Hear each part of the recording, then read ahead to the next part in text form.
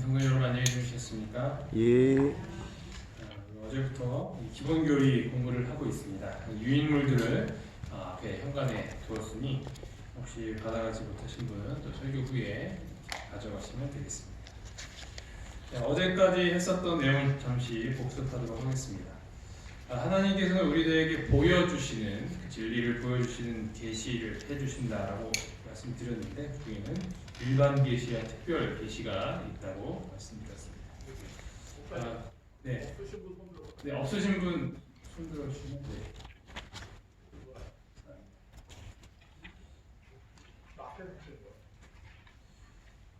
그리고 이 성경의 초점은 바로 예수님이라고 말씀드렸습니다. 그래서 우리가 이 하나님의 말씀을 연구하면서 이 성경의 초점을 예수님으로 맞추고 있다고 말씀드렸습니다.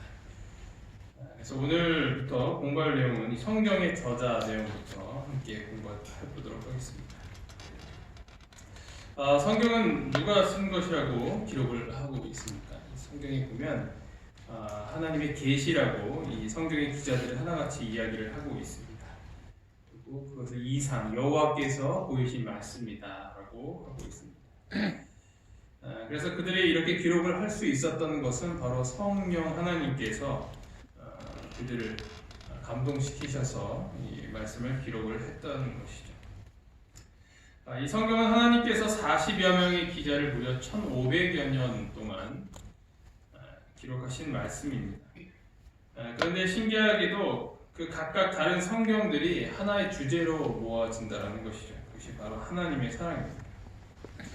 이렇게 될 수 있는 이유는 바로 이 성경의 저자가 한 분이시기 때문입니다. 그래서 성경은 분명히 구별되는 거룩한 책입니다. 왜냐하면 하나님께서 쓰셨기 때문입니다. 세상에 아무리 좋은 책이 있다고 하여도 그것은 결국 인간이 그 인간의 생각을 갖고 쓴 책인 것입니다. 하지만 성경은 하나님께서 선지자들을 통하여서 쓰신 책입니다. 이 성경을 통해서 우리에게 계시해 주시는 것입니다. 디모데후서 3장 16절을 보면 모든 성경은 하나님의 감동으로 된 것으로 교훈과 책망과 바르게 함과 의로 교육하기에 유익하다라고 기록을 하고 있습니다.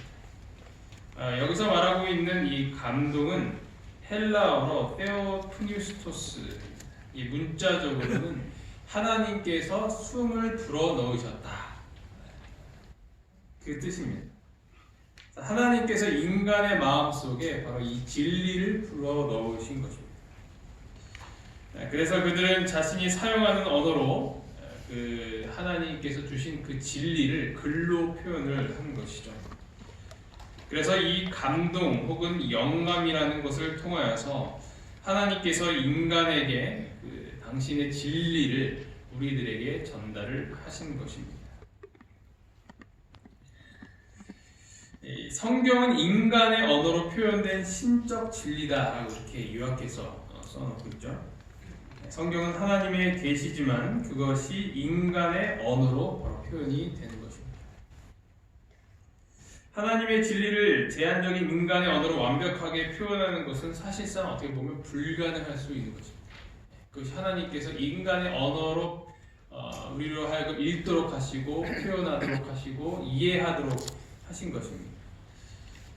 그래서 이 하나님의 그 진리를 그 인간의 언어로 완벽하게 표현하기는 사실은 힘들다라는 그런 제한을 우리가 두어야 하는 것입니다.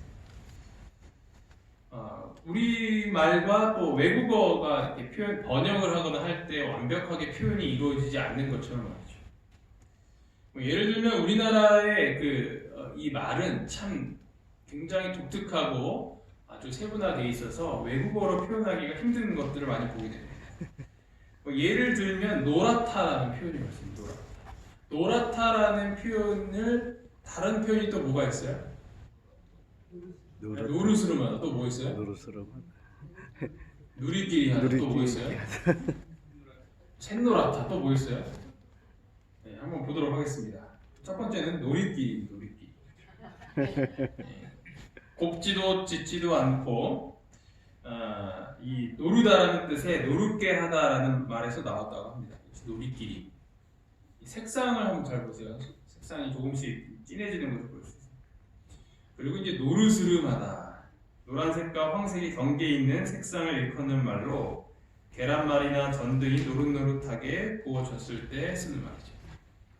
그 다음은 이제 연노라입니다. 연노라. 말 그대로 연하고 엷은 노란색을 지칭하는 것입니다.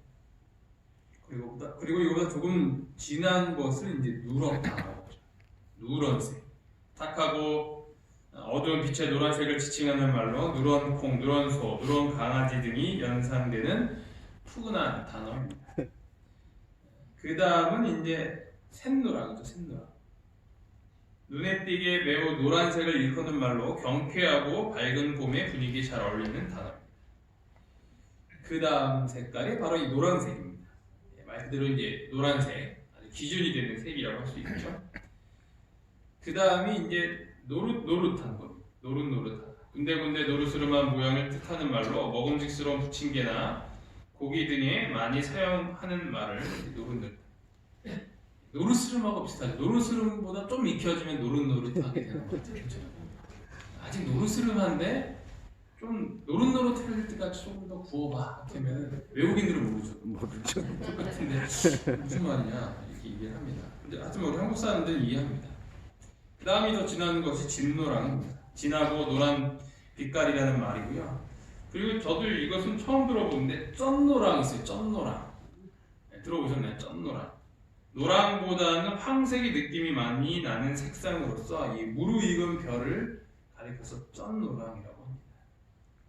네, 그래서 이렇게 쭉 연결을 해보면 노릇끼리한 색깔부터 쩐노랑까지 아주 다양하게 되어 있는 모습을 확인할 수 있습니다. 단순히 색상만 것이 아니라 그 색상으로 표현되는 어떤 그 물건이나 음식이나 생명체들을 표현할 때 이렇게 하고 있는 것입니다. 이것을 영어로 다 표현할 수 있을까요? 영어를 찾아보니까 그냥 노르스름한 밝은 노란색, 진한 노란색, 개나리색, 귤색 요 정도밖에 표현을 못합니다. 그것은 색깔의 어떤 그런 차이만을 이야기하는 것이지 어떤 특별한 대상에 따라서 또 변하지는 못하죠. 그 감성을 이해하지 못하죠. 같은 인간의 언어도 이렇게 표현하는데 제한이 있는데 그렇죠? 그 하나님의 진리를 그 인간의 언어로 표현하는 것은 사실 힘들다라고 보는 것입니다. 우리는 그것을 감안해서 성경을 읽어야 하는 것입니다. 그래서 하나님께서 우리가 인간이 이해할 수 있는 그 방식으로 좀 그런 표현으로 하신 것입니다. 그래서 우리가 성경을 온전히 이해했다고 해서 하나님의 진리를 다 알 수 있다라고는 보기 힘들다라는 것입니다. 대부분의 경우에 하나님은 그들이 보거나 들은 것을 자신의 재능을 다해서 표현하도록 지시를 하셨습니다. 기자들은 자신의 언어 양식과 표현 방식으로 하나님의 말씀을 표현하였다. 그러니까 하나님께서 이 기자의 마음을 감동시켜서 성경을 쓰게 했는데 그 사람들이 다 자신의 언어와 또 표현 방식과 이런 것으로 썼다라는 거예요. 그래서 성경의 저자는 한 분이시지만 각 성경마다 그 기자가 다르기 때문에 그 내용의 스타일이라고 할까 이런 것들이 좀 다를 수 있다는 거죠. 시편 23편에 있는 말씀 잘 아시죠? 여호와는 나의 목자시니 내게 부족함이 없으리로다. 그가 나를 푸른 풀밭에 누이시며 쉴만한 물가로 인도하시는도다. 내 영혼을 소생시키시고 자기 이름을 위하여 의의 길로 인도하시는도다. 내가 사망의 음침한 골짜기로 다닐지라도 해를 두려워하지 않을 것은 주께서 나와 함께 하심이라. 주의 지팡이와 막대기가 나를 안위하시나이다. 주께서 내 원수의 목전에서 내게 상을 차려주시고 기름을 내 머리에 부으셨으니 내 잔이 넘치나이다. 내 평생의 선하심과 인자하심이 반드시 나를 따르리니 내가 여호와의 집에 영원히 살리로다. 이 말씀을 제가 쭉 읽어드린 이유가 있습니다. 이 시편 23편을 성경 중에서 이제 가장 유명한 부분이라고 할 수 있는데 이것을 한국말로 번역을 한 거죠, 그렇죠? 히브리어로 쓰여진 그 성경을, 히브리어 혹은 아람어로 쓰여진 그 성경을 우리 한국말로 번역을 한 거예요. 그때 당시에 쓰던 말이에요, 그렇죠? 그럼 만약에 오늘날 우리가 쓰는 말로 바꾸면 어떻게 될까? 그것도 사투리로 바꾸면 어떻게 될까? 네, 한번 영상을 보도록 하겠습니다. 사투리는 아주 유명한 시편입니다. 그래서 각 지방 사투리 버전이 있다는 거 여러분 아실 겁니다. 제가 충청도 사람이지만 한번 경상도, 평안도, 그리고 전라도 버전까지 한번 읽어드리도록 하겠습니다. 마 여호와가 내 목자 아이가 내 삼아 답답할 때 눈꽃매치도 없대. 저 시퍼런 풀그린이 내 비비지고 저 쓴한 또랑가로 넬로 이끄신데 내 죽을 뻔한 골짜기 디기 깜깜한 데서도 간띠가 부어 댕길 수 있으면 그 빽이 참말로 여간 아니라 주의 몽비와 막짝대기가 넬로 지키시고 내 라이벌 추길롱 먼디자스 앞에서 넬로 팔팔 키워주시네. 내 인생이 억수로 복잡해도 재앙년이 맨날 지켜줄 테니까 내 삼아 웃자든지 그 옆에 딱 붙어가 때리치기도 안 떠나란다. 평안도 버전입니다.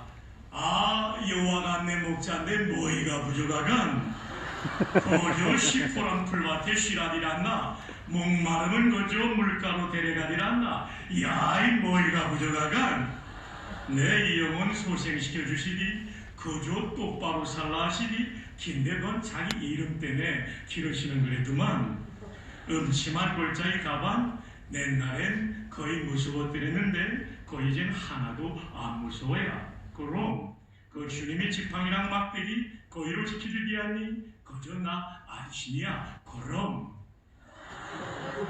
전라도 버전입니다. 아따 여호와가 시방 나의 목자신디 나가 부족함이 있거냐.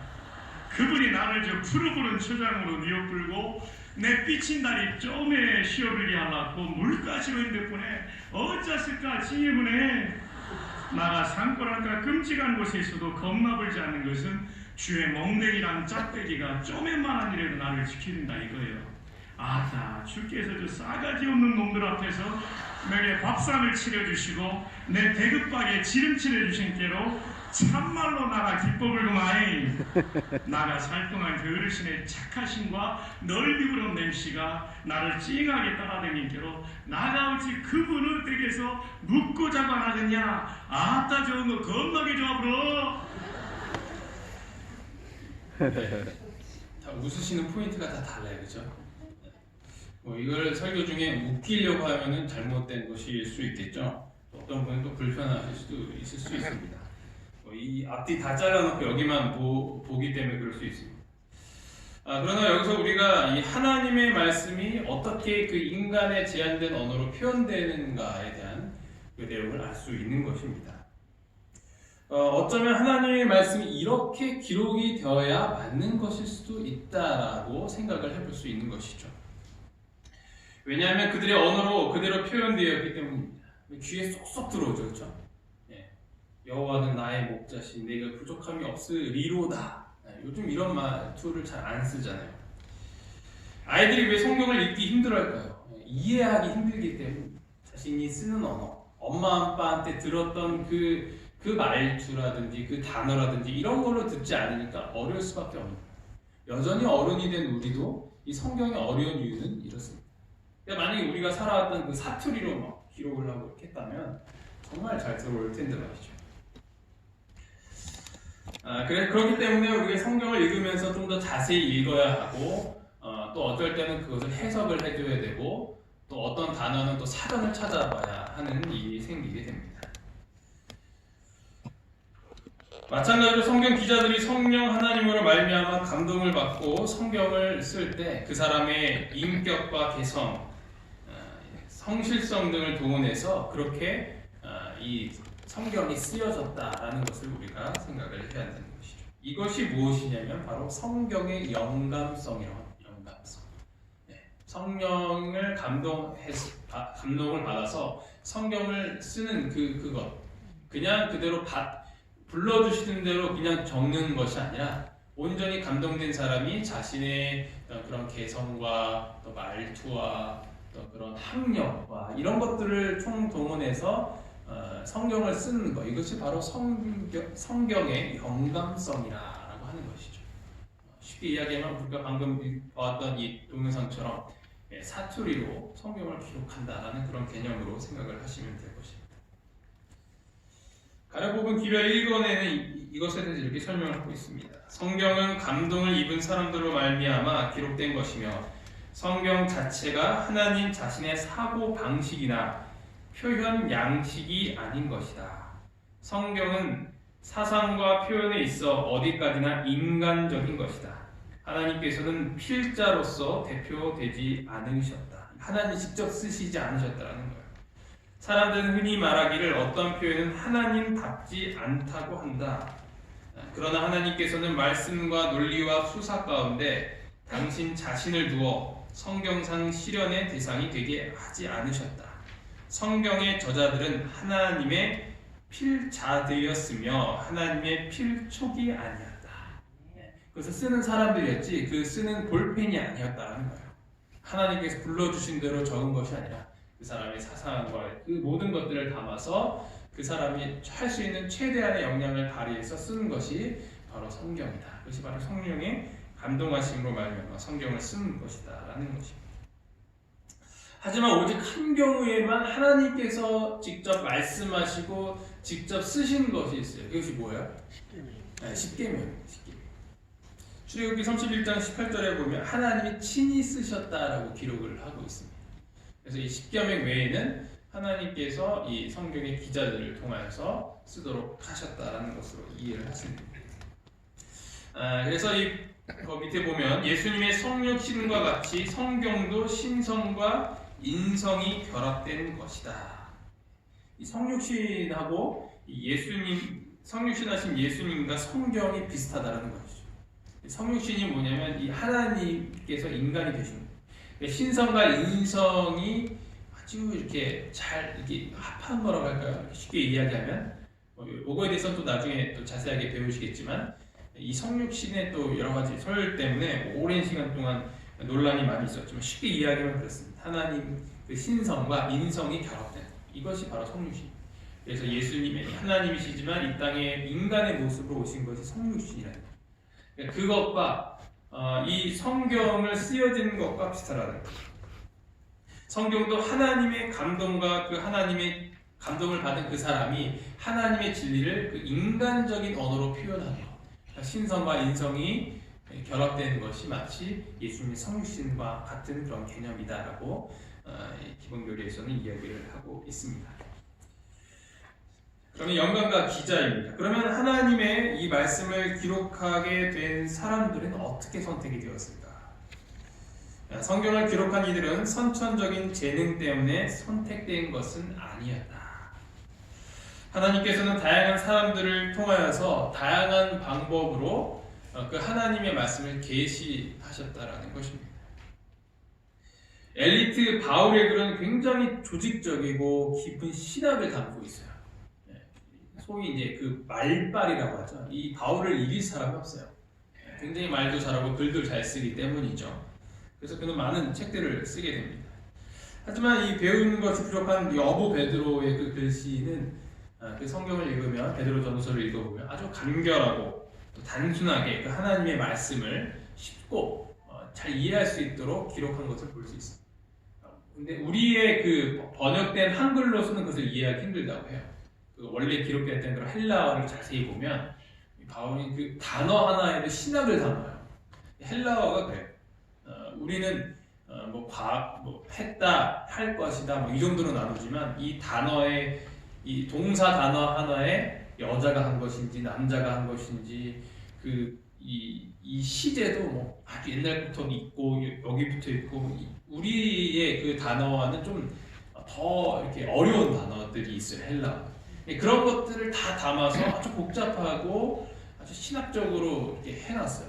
바울 사진을 보면 요한복음이 좀 더 그게 아주 좋습니다. 그래서 헬라어를 공부할 때 그 요한복음을 통해서 많이 공부를 하는데 그렇지 않은 책들도 있다는 거예요. 아주 쉽고 간결하게 쓰는 것이 있다는 것입니다. 성령에 감동되었던 다윗은 어떻게 어떻게 했냐면 그 큰 죄를 저지르게 되죠. 자신의 부하를 죽이고 또 부인을 가로채는 엄청난 죄를 저질렀던 자였습니다. 요나 선지자는 어땠습니까? 하나님의 말씀에 불순종해서 도망가다가 잡혀가지고 뱃속에 물고기 뱃속에 들어가기까지 했다는 것입니다. 이런 것에 참으로 감동이 되는 것은 하나님께서는 다양한 사람들을 선택하셨다라는 것입니다. 다양한 사람들, 정말 그 엘리트인 사람들도 했지만 정교 꼴찐 사람들도 하나님께서 선택을 하셔서 그분의 말씀을 기록하는 데 사용하셨다는 것입니다. 이걸 통해서 우리가 얻을 수 있는 교훈은 무엇이냐면 하나님께서는 나를 통해서도 분명히 그 하나님의 역사를 이루신다는 것이죠. 아멘. 성경을 기록한 사람들도 이 모양인데 그렇죠? 이 대단한 성경책을 기록한 사람도 이 정도밖에 안 되는데 나 같은 사람도 하나님께서 쓰시는구나. 실제로 우리가 경험을 하였고 또 우리는 그것을 많이 보게 됩니다. 그런 것을 보면서 또 간증하는 사람들의 이야기를 들어보면 우리는 그 마음 가운데 큰 감동이 있는 것입니다.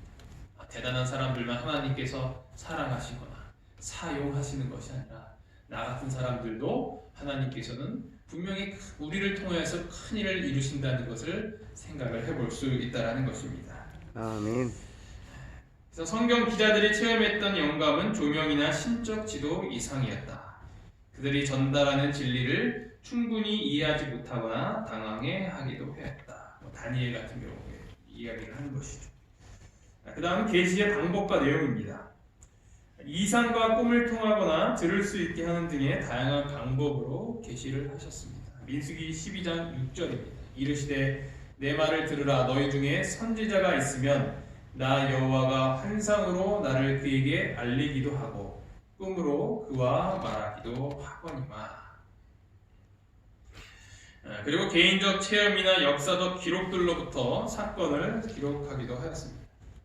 다음 영감의 역사입니다. 하나님의 계시는 특정 시간과 장소에서 일어났던 실제적인 사건들 속에 있다. 무슨 말이냐면 이 성경이 어떤 추상적인 교리들만을 이렇게 복잡하게 이렇게 넣은 것만 이야기하는 것이 아니라 오랜 시간의 그 인간의 역사 가운데서 하나님께서 임하셨다는 거예요. 다윗이 하나님을 만났고 야곱이 하나님을 만나는 경험을 했고 천사가 우리 앞에 나타나고 기도했을 때 그것이 실제로 이루어져서 그 모든 것들이 바뀌는 그런 장면들, 이런 것들이 어떤 실제적인 역사 가운데서 하나님께서 임하셨다는 것이죠. 그리고 역사적 사건들은 말세를 만난 우리의 경계로 기록한 표상 혹은 신뢰이다. 많은 교훈들이 기록되어 있지만 때로는 그런 이 안 좋은 사건들을 보면서 우리는 그것을 타산지석으로 삼아 우리는 저런 삶을 살지 말아야 한다는 것을 알려준다는 것이죠. 고린도전서 10장 11절에 보면 그들에게 일어난 이런 일은 본보기가 되고 또한 말세를 만난 우리를 깨우치기 위하여 기록되었다. 그러니까 그런 일들이 우리에게 본보기가 된다는 것입니다. 로마서 15장 4절 무엇이든지 전에 기록된 바는 우리의 교훈을 위하여 기록된 것이니 의료로 하여금 인내로 또는 성경의 위로로 소망을 가지게 함이니라. 그런 인물들을 보고 그런 사건들을 보고 우리가 얻을 수 있는 교훈이 있다는 것입니다. 믿음의 조상 노아도 술 취했으니까 우리도 믿음으로 마셔도 된다라고 주장하는 분들이 계세요. 이게 맞는 말이에요? 아니죠. 그런 믿음의 조상인 사람도 그러한 죄를 범했는데 우리는 얼마나 더 조심하고 또 경계해야겠냐라는 것을 알려주신다라는 것입니다. 또한 성경에는 아주 위대한 것만, 좋은 것만 기록되는 것이 아니라 나쁜 일들, 심각한 죄, 요즘 생각해도 말도 안 되는 죄도 기록을 하셨어요. 그런 인간의 연약성을 보여주시는 그 내용들이 성경에 기록되었다는 거죠. 그것은 무엇을 의미하냐면 성경이 그만큼 참 객관적이고 또 하나님의 기록이다라는 것을 우리가 다시 확인할 수 있는 것입니다. 하나님은 우리를 구원으로 이끌 수 있는 방식으로 역사를 제시하도록 하셨고 또 인물들의 죄, 결점, 실패 등을 솔직하게 기술하는 점은 신적 영감성의 증거다. 방금 전에 말씀드렸던 것입니다. 그 역사를 기록할 때 좋은 것만 기록을 하잖아요. 나쁜 것은 기록하지 않고. 그런 객관성이 좀 떨어지죠. 하지만 하나님의 기록은 그렇지 않다라는 것입니다. 이제 마무리를 하도록 하겠습니다. 성경은 하나님께서 약 40명의 기자들을 통하여서 그분의 말씀을 기록한 책입니다. 그들은 성령 하나님의 감동을 받고 자신들이 사용하는 언어와 표현 방식으로 성경을 썼습니다. 그들 모두 연약한 죄인이었지만 하나님께서 그들을 사용하셨고 또 그런 것들을 통하여 우리에게 본보기가 되며 어떻게 살아가야 할지 큰 교훈을 줍니다. 이 성경 말씀을 잘 연구하여서 또 하나님을 더욱 잘 알아가는 2020년 한 해가 되기를 간절히 바라면서 말씀을 마치도록 하겠습니다. 나머지 내용은 오늘 금요일 저녁 시간에 함께 더 공부하도록 하겠습니다. 내용 의문을 다시 가져오시면 감사하겠습니다. 기도하시겠습니다. 하늘에 계신 하나님 아버지, 오늘 저희를 통하여서 또 하나님의 말씀을 알려주시니 참으로 감사합니다. 아멘. 아버지께서 수많은 사람들을 선택하셔서 주님의 그 진리를 저희들에게 계시해 주심에 참으로 감사합니다. 아멘. 이 계시된 이 성경을 저희가 더욱 연구함으로 말미암아 하나님을 잘 알아갈 수 있는 올 한 해가 될 수 있도록 인도하여 주시옵소서. 아멘. 그런 부족한 사람들을 택하셔서 성경을 기록하셨던 큰 일을 하셨던 것처럼 올 한 해에도 부족한 저희를 택하셔서 하나님의 사업을 이루시는데 부족함이 없을 수 있도록 인도하여 주시옵소서. 아멘. 모든 말씀 예수 그리스도의 이름으로 간절히 기도합니다. 아멘.